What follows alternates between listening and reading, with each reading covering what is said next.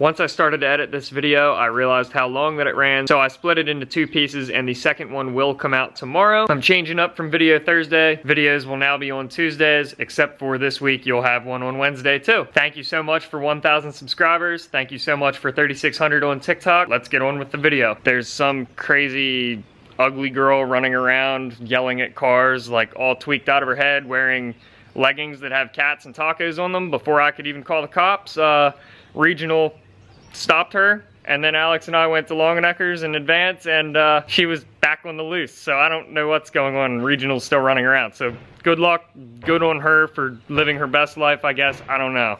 Gross. Hey, these koozies are on the website. So are the tour shirts. They're $5. Go buy one. Welcome back to Horsepower and Pizza. My name is Bailey. Today, E36 is back in the garage for the first time since sometime last winter, like probably December. Yeah, I'm sick of looking at it sitting in my driveway. The engine needs to come out of it so I can properly get the transmission back into it. While it's out, it's getting stainless headers. Once everything's back together, it's getting coilovers and an angle kit. That's probably gonna be another video. But as of right now, I'm going to rip the front clip off of it so I can get the engine out of it this weekend.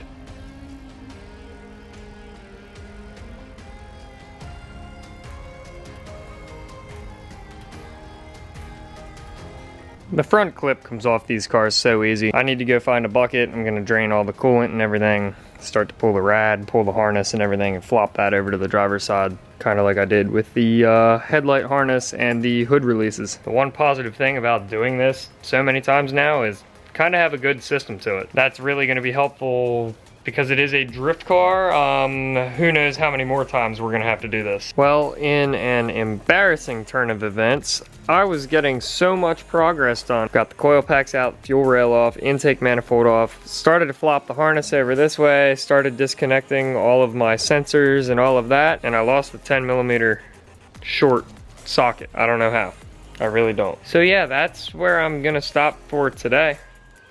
Okay, so when I said I have to sort the mid-pipe on this and put the headers on, I took all the nuts and studs off of the exhaust manifolds that are in here. But when you come under the car, all of these connections in the exhaust are welded together. So it is all one piece, except for where it bolts to the exhaust manifolds. So my solution to that is I'm going to come back here after this O2 sensor, which doesn't really mean anything to me. I'm going to take my Milwaukee Hackzall, it's the handheld sawzall, and I'm going to cut these 2 pipes here because they are straight, so I can put clamps on those and clamp them back together, but that will at least make this a little bit more manageable. If I could unbolt sections here and there, it would be so much easier. I feel like cutting there is the least likely to give me a huge exhaust leak, and it's the simplest fix currently. I love this thing so much. All I've really used it for so far is to cut exhaust off of cars, so keeping with that trend. Don't try this at home, kids. Do it at a friend's house.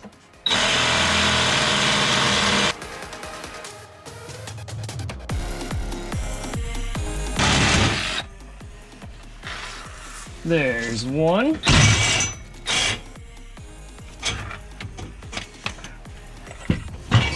Hey, look at that.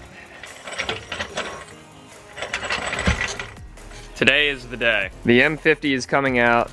Booker dropped off the engine hoist last weekend. Sam is on his way to come help and hang out. My friend Alex is coming to help. And Alex works on BMWs for a living, so this is actually going to be super helpful. So I'm gonna start by disconnecting the power steering line from the pump so we don't try to pull the whole rack out of the car when we pull the engine, and then it should be as simple as like 1 chassis ground and 2 engine mounts, and it should go. Update, engine hoist, Alex. Rubber gloves. I have been to Longeneckers 3 times today. I have only been to Advance Auto twice. So now I think we're free and we can pull this, but this is going to test how strong everything that I didn't disconnect is. Had to buy this cable and some hardware for that, but now I have something to legitimately pull an engine instead of a ratchet strap because that's sketchy as f. So cool. We out here. We out here. So smooth.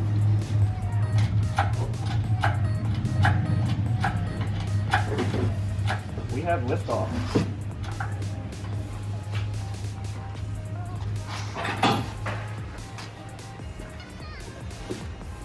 Damn, girl. we out here. If anybody's thinking about buying an E36, this is your sign to don't do it. Buy one that's sorted. And one thing that I didn't disconnect, power steering fluid reservoir. This is my Pittsburgh 1/4-inch ratchet. Pittsburgh is close enough to West Virginia, but this is definitely a West Virginia ratchet because it is missing teeth, and it misses like a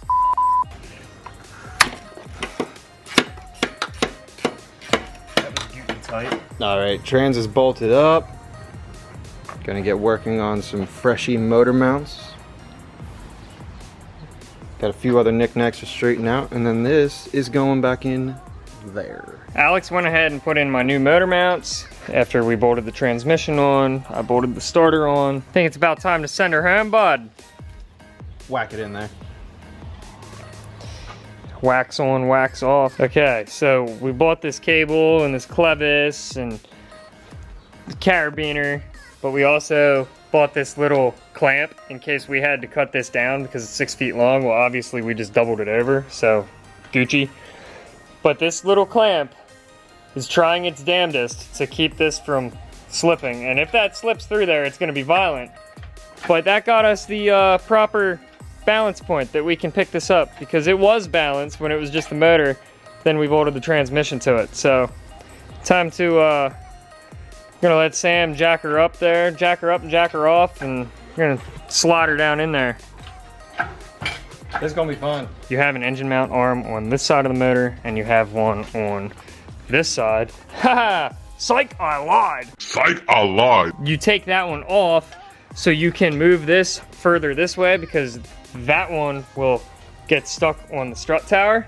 So you pull that one off, you can pull the engine a little further to the passenger side, and then your oil pan has enough clearance to get past your steering. That's what we're in the middle of doing. I still have Sycamore helicopters everywhere. 3 idiots and a 26-year-old BMW. We out here. M50 is in, the transmission is in. Alex just put the transmission bracket underneath the car. I'm in the middle of doing multiple things, one of which I got this manifold free. This one is still rusted to the mid-pipe. I'm starting to split it. Coming in clutch again, Milwaukee Hackzall. I gotta get it out.